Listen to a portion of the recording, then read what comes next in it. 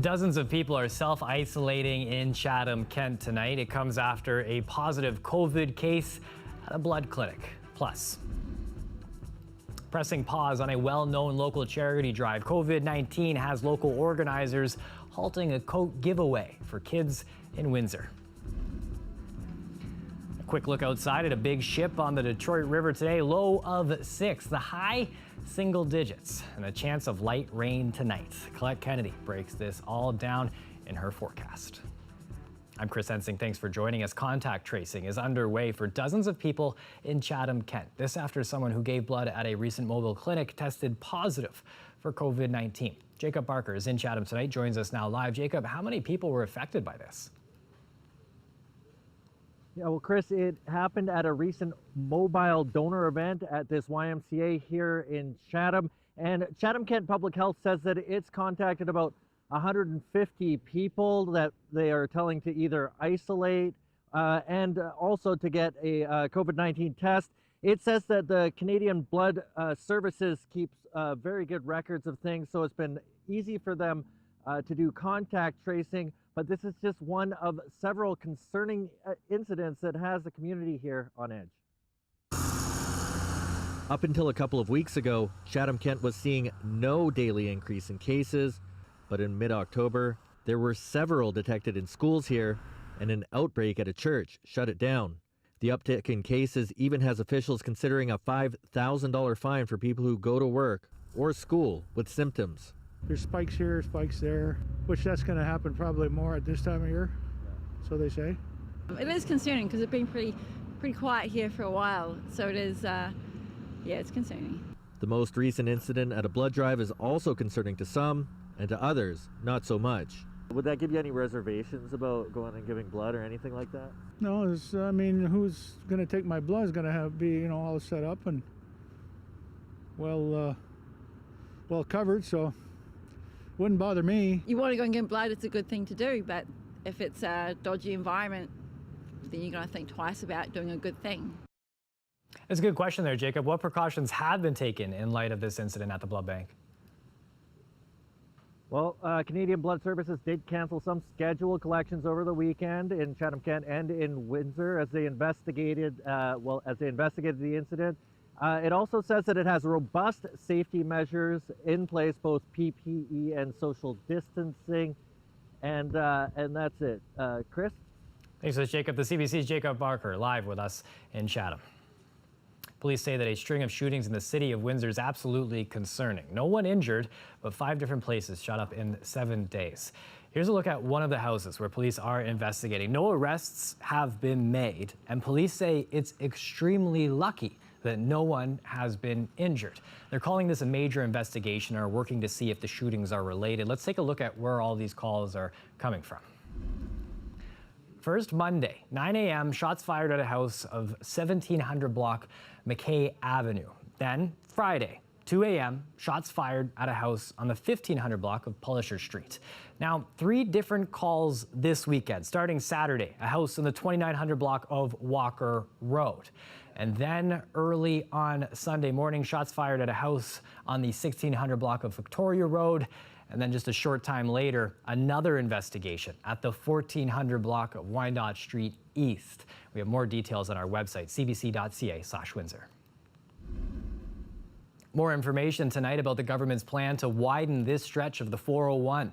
It's that 125 kilometers from Tilbury to London known as Carnage Alley, a reference to the high number of fatal collisions caused by trucks crossing the median. The province plans to spend more than $67 million to widen the highway and build a concrete barrier in the middle. A cable barrier is currently in place for most of the stretch. Now, the contract to do all of this work will go to Coco Paving. Construction could start by the end of the year. No word on when it will be completed.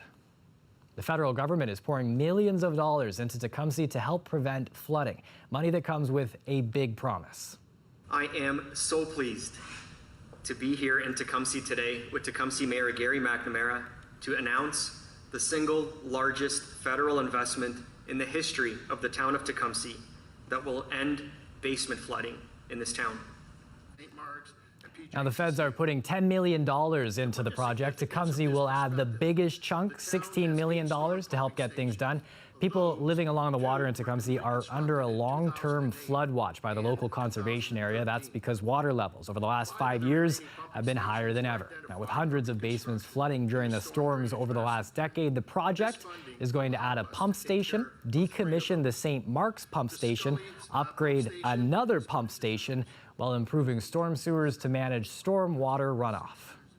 If you're wondering where your tax dollars are being spent in the city, there's a new tool for that. One of the commitments that I made in the last campaign was to get more information online for residents, add more to the open data sources, and allow them to use the information that we have in a more meaningful way. And so Map My City was a piece of that, and this is just another element that plugs in nicely, allowing residents to get information that really, as I said at the beginning, can go right down to the neighborhood and street level. Now you're looking at Building Windsor's Future, an online map that shows progress on capital projects. Right now it shows recreation, parks, arts, culture, and sidewalk endeavors, but there are plans to add more projects like sewer and active transportation. It's available on the City of Windsor's website. The map does not indicate how much each project is expected to or has already cost the city. This here is a rare view from above. You may have seen it before, that glow in the night sky in the county from large greenhouse operations. This drone video was posted to social media. Right now, Kingsville City Council is meeting to discuss a possible bylaw to tackle light pollution. Now, people have complained to the town about the lights for several years now.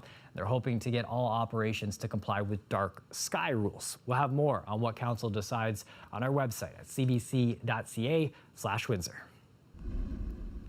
You probably noticed some changes today if you popped on a bus. Transit Windsor now asking riders to board at the front, not in the back like what was happening during the beginning of the pandemic. This after they missed their own deadline earlier this month because they weren't able to install protective barriers for drivers in time. Now, along with this change, you're going to notice that fares have also gone up a bit. It now costs $3.05 for a trip. Schedules are operating on an enhanced Saturday route, which offers fewer scheduled trips, but buses are going to be added as needed. And a reminder, too, that everyone boarding must wear a mask. And again, people are asked to avoid transit if they're showing symptoms. Here in Windsor, Essex, the health unit reported just one new case of COVID-19 today, but across the province, a very different story. Ontario's 7-day average of new COVID-19 case numbers hit a record high today. The province's health minister blames it on part of the spread that may have happened during Thanksgiving. Our Queen's Park reporter, Mike Crawley, has the latest. A gray day with grim new numbers of COVID-19 cases. If you thought the second wave was plateauing in this province, think again. In the past month, Ontario's average number of new cases daily has doubled. The number of patients with COVID-19 in hospital and intensive care have nearly tripled, and more than 150 people infected with the virus have died. This despite 2 weeks with a ban on drinking and dining indoors at bars and restaurants in the virus hotspots, what Ontario calls modified stage 2.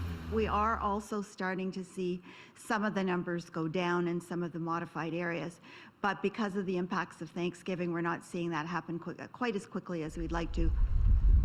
Infections have been on the rise outside those areas too, including here in Halton region, something that concerned the Premier on Friday. We see a little escalation in the cases, and we'll be able to discuss that on Monday and give you a clear answer. That answer? No new restrictions on Halton.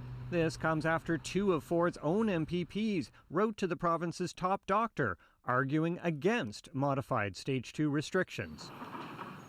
Ford denies it tipped the balance. Well, we don't base it on letters, so that wouldn't play a factor. So far, we've made no recommendation to our minister and all up in the cabinet yet on what to deal with any changes with Halton or other health units. Halton has been sort of on the edge for a period of time, but any decision that will be made will be based on the medical evidence.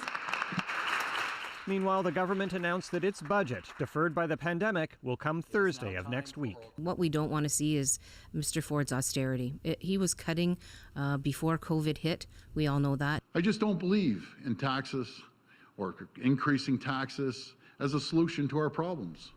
This budget is coming at an unusual time. We're more than halfway through the fiscal year already, and the pandemic's impact on spending and revenues means the government is looking at tabling a historic deficit in the range of $40 billion. Mike Crawley, CBC News, Toronto. Not just spending, this pandemic has derailed many events and gatherings. One of the latest casualties in our community, Coats for Kids. The charity would have started up next week, helping thousands of kids stay warm during the winter months. But as the CBC's Jason Vio tells us, this is the first time in more than 30 years that the event won't happen.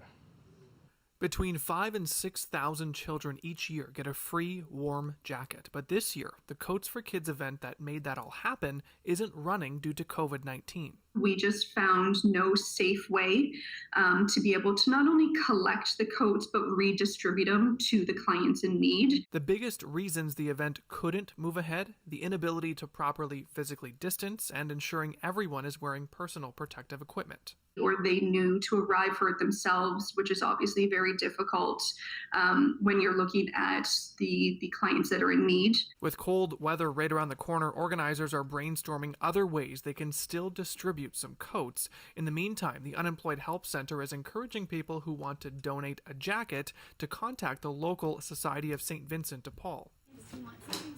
Others who offer a helping hand around the holidays managed to find a way. Sparky's Toy Drive, put on by local firefighters, is moving ahead with COVID precautions. People will be screened before entering, one person per family, and masks are mandatory.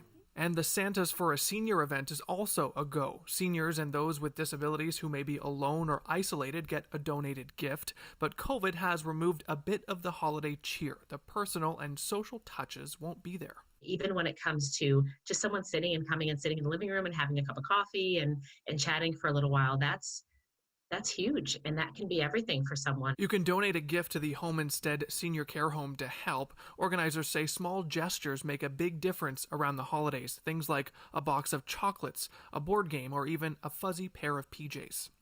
Jason Vio, CBC News, Windsor. Republicans in the U.S. are on the verge of confirming Amy Coney Barrett as a Supreme Court justice. Her confirmation, expected this evening, has been one of the fastest in U.S. history and the closest to an election day ever. Now, it caps a month of debate in Washington over her nomination that Democrats continued to the last possible moment. The CBC's Ellen Morrow reports. All through the night, Democrats and Republicans squared off on the Senate floor. The president is clear and simple. The Senate has never confirmed a Supreme Court justice so close to a presidential election. The Senate is doing the right thing. We're moving this nomination forward. The fraught overnight session setting the stage for today's vote. Amy Coney Barrett set to be confirmed tonight, just more than a week before Election Day. Coney Barrett swearing in, expected to be celebrated at the White House, just like her nomination ceremony, dubbed a COVID super spreader event. President Trump still undeterred by the virus that has killed more than 225,000 Americans, was asked if it would be another large gathering. No, not a large event, just a very nice event. Coney Barrett's confirmation hearings were divisive, stirring rancor on both sides. Her nomination was announced a week after the death of Ruth Bader Ginsburg. The Liberal justice's dying wish was reportedly for her replacement to be named after the election. Democrats say Coney Barrett on the court will endanger access to abortion and health care for millions of Americans. People are scared of what will happen if the Affordable Care Act is destroyed in the middle of a pandemic. Republicans, meanwhile, have praised President Trump's nominee, arguing she's highly qualified and applauding her as a social conservative. This is history being made, folks. This is the first time in American history that we've nominated a woman who's unashamedly pro-life. Republicans blocked a Barack Obama nominee for the Supreme Court in 2016, arguing it was too close to the election, despite that year's vote still being months away. The party says it's different this year because they control the Senate and the White House. Democrats accuse the Republicans of hypocrisy. Amy Coney Barrett's confirmation would give the Supreme Court a 6-3 conservative majority. Ellen Morrow, CBC News, Washington. Another look outside here as people with the city start to remove the peace fountain, getting ready for winter. Another sign, not just the fall leaves around us. Colette Kennedy is going to join us with the full forecast next.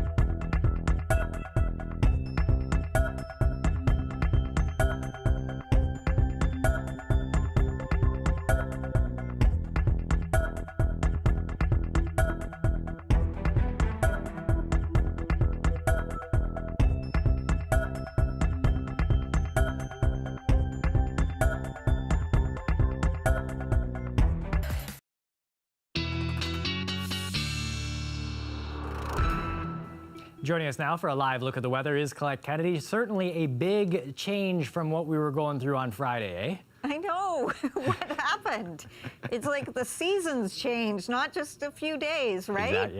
Yeah. No, it's just from those double digits to what we're dealing with now. It's a bit of a difference. I know, and yes, and then it's Monday on top of that, so our weather has kind of a case of the Mondays in terms of, but you know, the day's almost over. The weather pattern, though, we've got a few things to get through, and let me walk you through what's going on here. But I wanted to point something out because, you know, in terms of our temperature, we're at 8 degrees right now, London 6, 8 degrees in Toronto, and Barrie at 5. And if I generalize a little bit, the temperature is running around 5 degrees below seasonal. But, you know, just a little further east, the nation's capital this morning, 7 a.m., reporting some light snow and 2 degrees at the moment. And you can see towards North Bay, they're at freezing just below in Sudbury. And that's an area of the province where there's still a little bit of moisture in the region. So the precipitation precipitation, not just the green stuff, not just the rain showers, but where those temperatures are at freezing or just below, still a little bit of light snow in there. And tonight, back towards the nation's capital, as the temperature falls off, a few flurries likely to mix in there once again. So, all right, let's take your attention back here towards southwestern Ontario. Yes, we do have the cloud cover in here, and this main system kind of pushing southward and away, but another one is going to be moving in for Tuesday. So we have some of the cloud cover through tonight. An isolated shower not out of the question, but mostly I think it's just going to be the clouds that we're dealing with. There's not a ton of moisture left around. Into tomorrow morning, by the way, where you do have the better chance tonight is going to be from Sarnia across towards London. But overnight, we're going to be seeing some of that cloud cover tomorrow morning. We may get some breaks and get some peaks at sunshine to start the day off. And then into the afternoon, as this thing kind of fills out, you can see it's a little bit further east. So I did put showers. I did put them into the forecast for tomorrow afternoon, although it is going to be a close call in terms of staying. We could potentially stay dry back towards Windsor. I'm not sure that we're going to be so lucky, and so I would advise you to have the umbrellas around and be prepared for it tomorrow afternoon. But what I do see is that after that, we are going to have high pressure building in as that system moves out. So clearing, it does mean cooler temperatures as we go Tuesday night into Wednesday, but sunshine coming in full force for Wednesday, and that is going to be a beautiful day and a nice rebound of temperatures too. Overnight tonight down to about 2 degrees, and then here we go into tomorrow. Those readings still, there's your seasonal average for this time of year, closer to 13 really where we should be. Towards Wednesday, 12 degrees, so right back close to that seasonal mark. Thursday, the next system moving through, and then of course Friday, it's a little cool on the back side of that, but towards Halloween, it does look like we're going to have some drier conditions for Halloween, whatever those plans might be. Whatever I version say that of it is, hedgingly, you know, but dry conditions it looks like at this point, Chris. All right, thanks for this, Clap. You're welcome. Now staying with that theme there, we're going to have a look at a moving memorial. It's a spooky twist. It's a come see dad paying tribute to his son.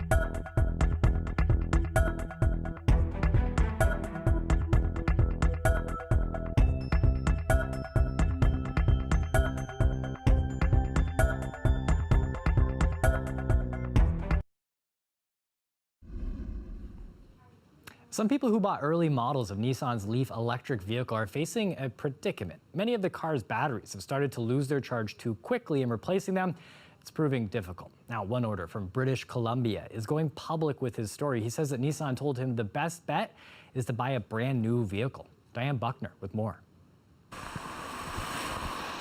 When Clayton Brander bought a used 2013 Nissan Leaf, he knew the battery would need to be replaced at some point. Now his car won't go as far on a charge, so the time has come, and so has a problem. I can't find out how to get a battery. I can't find out how much a replacement battery would cost, even though rough estimates that are being given by people on the floor say in excess of $15,000, which is more than I paid for the vehicle 3 years ago. He's tried 3 local repair shops, 2 Nissan dealerships, and Nissan Canada repeatedly for weeks. The only concrete suggestion from Nissan so far? Buy a brand new Leaf. It seems like these things are going to end up in the landfill. I'm going to have to replace it, which means all the greenhouse gas conservation is out the window. Introducing the 100% electric Nissan Leaf. Innovation for the planet. Lots of love for the environment in Nissan's commercials, but there wasn't much love on the part of American Leaf owners who launched a class action lawsuit over the battery capacity in early models. The suit was settled, but the resolution is no help to people like Clayton Brander. I think Nissan should be quite loyal to some of these early adopters because it helped them to get the car out on the market, get some acceptance, and grow from there. This electric vehicle engineering professor says nowadays batteries are built to last. The battery will actually outlive the car by a long stretch. Nissan Canada said in a statement to CBC News it's hopeful to find a resolution to Clayton Brander's problem, but wouldn't say how or at what cost. Brander needs a solution quickly. He's hesitant to even turn on the heat in the car these days because that too uses his limited battery power. I love the vehicle. I just think Nissan needs to do a bit more to support these early purchasers. He says chucking an otherwise perfectly good 2013 into a landfill is the opposite of eco-friendly, which is why he purchased a Nissan Leaf in the first place. Diane Buckner, CBC News, Toronto. A front yard memorial of carved pumpkins continues 7 years after its inspiration. A Tecumseh father started it to honor his teenage son after his death. Ever since, other grieving families have chipped in with their own spooky decorations. Parents who also lost their child, I'm including them in the celebration because they're a big part of my life now. I belong to a bereavement group, and I just thought this is just perfect for them as well. It's a memorial. The K is for a dear friend and colleague of mine who was at my grade school. Karina Valley Campbell passed away, unfortunately, herself last week from cancer. So we celebrate the lives of our children together. So that's the big change. And of course, there's just the addition of so many more decorations. My family and friends having a warped sense of humor and decided to take a bathtub and morphed into a crime scene. It was a procession of dolls. I thought this would look great in my cemetery. So we just took a lot of dolls and painted them up and made them look spooky. People will stop by and tell me stuff, and I think the best thing is what people who don't realize why we put this display on, and once I explain it to them, they talk to me about people that they've known that have passed on, and we share our grief together. I think that's been one of the big things. And of course the parents with the little kids, just to see the look in the eyes of the little kids. Whoa, look at this, look at that. And they're just going around like crazy taking pictures and whatnot. That really touches the heart. He's carved out quite a way to have a conversation that could be difficult for a lot of us. It's 6:29 p.m. and that's it for CBC Windsor News. You can find more on that story and others on our website, cbc.ca/Windsor. We're on social media too. You can check us out on Facebook, Instagram, and Twitter. We stream the show live on Facebook and Twitter as well. You can always watch us there. Power and Politics is up next. We're going to join that already in progress. Thanks for watching. Make sure you and your family have a wonderful night tonight.